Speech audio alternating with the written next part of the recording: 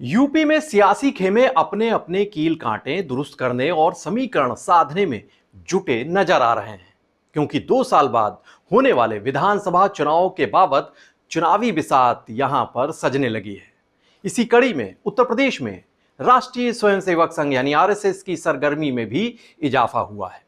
सांस्कृतिक राष्ट्रवाद और हिंदुत्व की अलख जगाने की कवायद में सक्रिय संघ अब सामाजिक समरसता की अपनी बड़ी मुहिम में जुटने जा रहा है।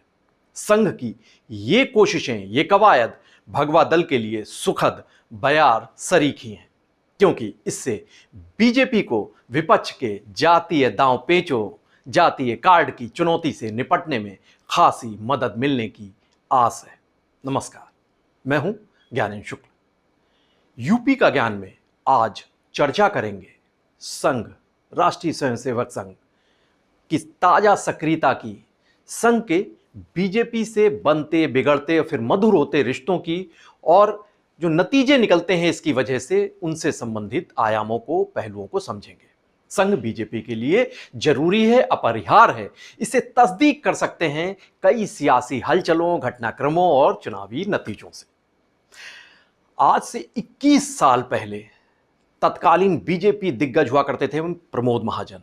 उन्होंने एक बयान दिया था मीडिया से बातचीत करते हुए कि जो संघ तय करेगा वही पार्टी में महत्वपूर्ण होगा। याद करिए कि ये वो दौर था 2004, जब अटल बिहारी वाजपेयी सरकार सत्ता से बाहर हो चुकी थी, हार चुकी थी चुनाव बीजेपी।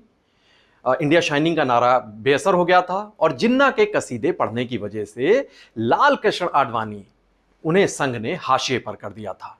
पीएम इन वेटिंग ही वो बने रह गए। और यही वो बिंदु था जहां से गुजरात के उस वक्त के मुख्यमंत्री नरेंद्र मोदी के उभरने का मार्ग प्रशस्त हुआ था। जाहिर है कि भले ही संघ खुद को राष्ट्रवादी सांस्कृतिक संगठन करार देता हो, सियासत से परहेज की बात करता हो, लेकिन यह बात भी किसी से छिपी नहीं है कि संघ का फैलाव और प्रभाव बीजेपी को संजीवनी देता रहा है, उसकी जीत की राह आसान करता रहा है।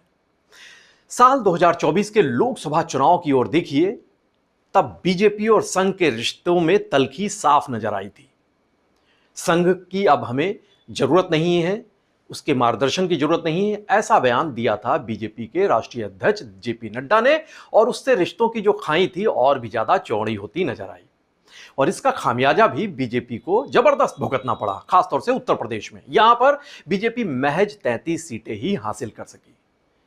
पार्टी को मिले इस करारे झटके, इस बड़ी हार ने बीजेपी नेतृत्व के सामने संघ की अहमियत को फिर से उजागर कर दिया, फिर से जाहिर कर दिया।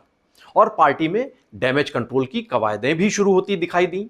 चैत्र नवरात्र के साथ भारतीय नववर्ष विक्रमी संवत 2082, इसकी शुरुआत पर पिछले हफ्ते ही नरेंद्र मोदी नागपुर के दौरे पर पहुंचे। इस दौरान प्रधानमंत्री ने कहा कि मैं एक स्वयंसेवक हूं और संघ के सामने झुकता हूं। मोहन भागवत के साथ उनकी 20 मिनट तक निजी बैठक हुई।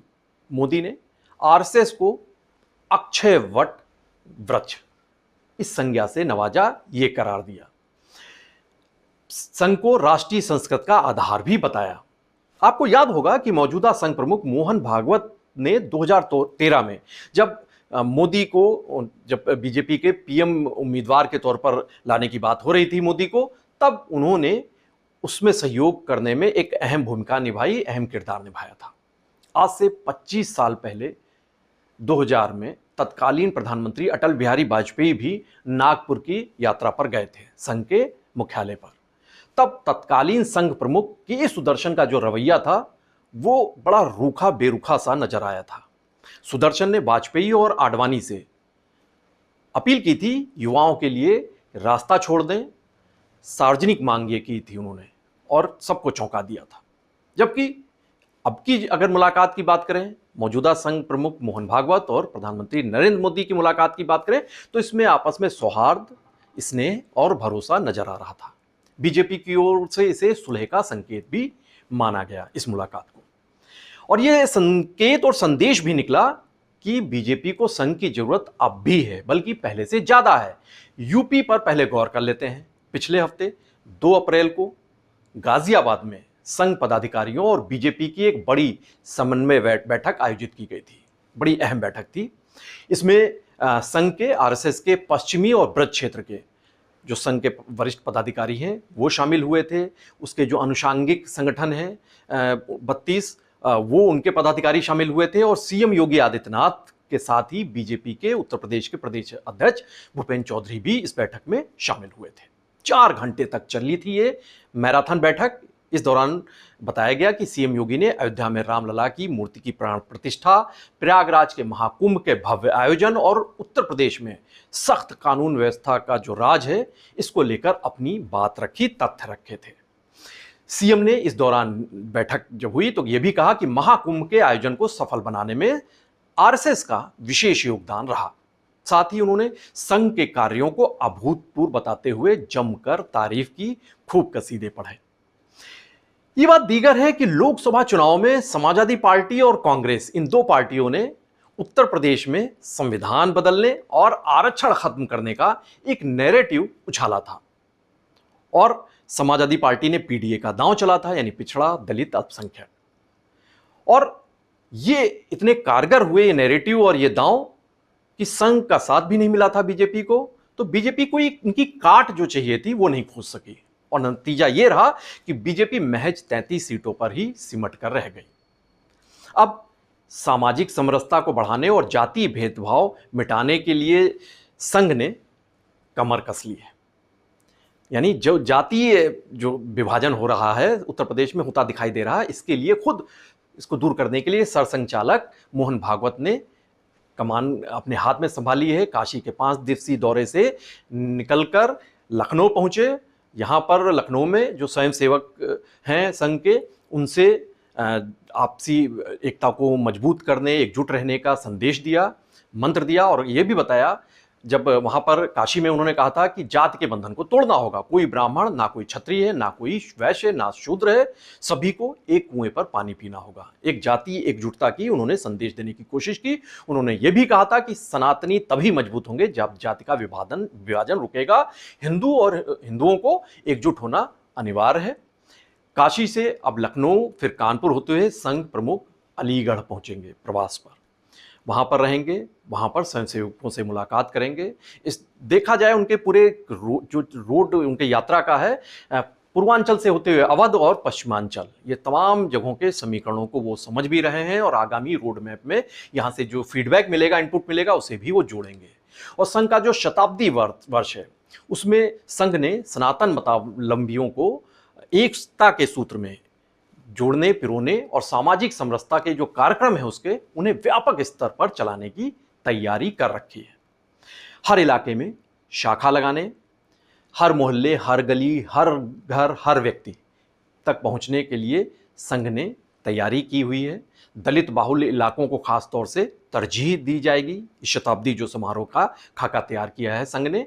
सभी मंडलों और बस्तियों में हिंदू सम्मेलन आयोजित किए जाएंगे, जहां पर भेदभाव को मिटाकर एकता, सद्भाव बढ़ाने, राष्ट्र के विकास में योगदान देने का संदेश दिया जाएगा, ये अपील की जाएगी। दरअसल सियासी विश्लेषक मानते हैं कि लोकसभा चुनाव की जो शिकस्त मिली थी, उससे बीजेपी ने एक कड़ा और बड़ा सबक लिया था। उसके बाद रिश्ते सुधारने की पहल शुरू की थी। संघ की नाराजगी दूर की बीजेपी ने, उसके नेतृत्व ने। रिश्ते सुधरे तो जमीन पर भी उसके असर होते दिखाई दिए। दिल्ली, हरियाणा, महाराष्ट्र, यहाँ के चुनावों को देखिए। यहाँ बीजेपी ने जो जीत हासिल की, उसमें गौर करें तो सियासी विश्लेषक मानते हैं कि उनकी जीत के रथ का सारथी संघ ही बना, आरएसएस। अब जब साल 2027 के विधानसभा चुनाव की एक बड़ी चुनौती फिर से मौजूद है और विपक्षी दल जातीय दांव पे चल रहे हैं, जातीय जनगणना का मुद्दा तो राहुल गांधी और अखिलेश यादव खूब जोर शोर से उठा रहे हैं। राणा सांगा और औरंगजेब का जो विवाद हुआ था हालिया, उसमें जिस तरीके से सपा सांसद रामजी लाल सुमन के आवास पर पत्थरराव हुआ था, पत्थरबाजी हुई थी, उसे भी जातीय एंगल देने की कोशिशें की गई। ऐसे में आने वाले दिनों में भी माना जा रहा है कि बीजेपी की चुनौतियां बढ़ेंगी और भी ज्यादा पहले से, और इनसे निपटने के लिए अब बीजेपी को संघ के समर्थन के कवच कुंडल की दरकार रहेगी और संघ ने सहयोग और साथ देने का भरोसा दिया है। समन्वय के जरिए बीजेपी खेमा भी संघ का साथ पाकर उत्साहित है और बीजेपी रणनीतिकारों को लग रहा है कि जीत की हैट्रिक का जो उनका सपना है वो 2027 में कामयाब हो सकेगा, परवान चढ़ सकेगा। उत्तर प्रदेश की तमाम बड़ी और अहम खबरों को जानने समझने के लिए आप बने रहिए पीटीसी न्यूज उत्तर प्रदेश के साथ। नमस्कार।